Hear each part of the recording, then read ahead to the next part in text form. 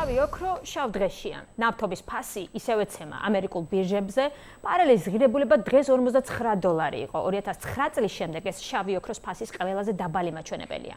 ნავთობის ღირებულების ვარნა ყველა სახის საწვავისთვის გადამდები აღმოჩნდა. ბენზინის ზაფხულის შემდეგ დღემდე უკვე 20 თეთრით გაიაფთა. თუმცა ექსპერტები ისევ უკმაყოფილონი არიან, რადგან საწვავის ფასი საქართველოში მსოფლიო ბაზრის შესაბამისი არ არის. სანდრო ჯუფალაკიანმა მოისმინა დღეს სპეციალისტების აზრი იმაზე, თუ რა უშლის ხელს საწვავის კიდევ უფრო გაიაფებას. საერთაშორისო ბირჟებზე ფასდაკლება გრძელდება. ნავთობი ახალ რეკორდებს ამყარებს. ზაფხულის შემდეგ ერთი ბარელის ფასი უკვე განახევრდა.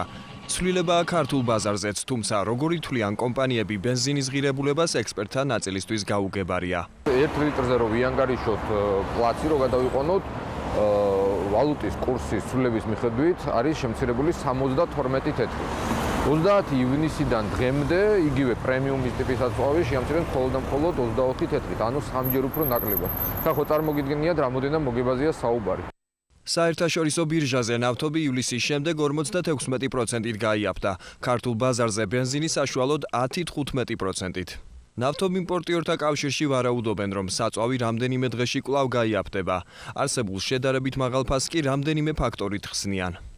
ბარელი არის ნედლი ნავთობი და ბარელი მოგეხსენებათ, რომ ჯერ უნდა გადამუშავდეს ქარხანაში. ამას ემატება კიდევ დოლარის ესე ვთქვათ პოლიტიკა, სადღაც 10 თეთრამდე კიდე შემცირდება. და ეს შემცირება არ გაჩერდება. მოსახლეობის განწყობას ნაწილობრივ იზიარებენ მთავრობის წევრები. თუ შევხედავთ საერთაშორისო პლაცზე არსებულ ფასებს, მე ვფიქრობ, საქართველოში ფასი კიდევ უფრო ნაკლები უნდა იყოს და ამ მიმართულებით კონკურენციის სააგენტო მუშაობს. კონკურენციის სააგენტო ბაზარზე ბოლო 8 წლის განმავლობაში არსებულ ვითარებას სწავლობს. უკვე გაიმართა შეხვედრა იმპორტიორ კომპანიებთან. შუალედური ანგარიში პრემიერ-მინისტრს გადაეგზავნა. კანონდარღვევის აღმოჩენის შემთხვევაში ბაზარზე მოქმედი კომპანიები წლიური ბრუნვის 5%-ით დაჯარიმდებიან.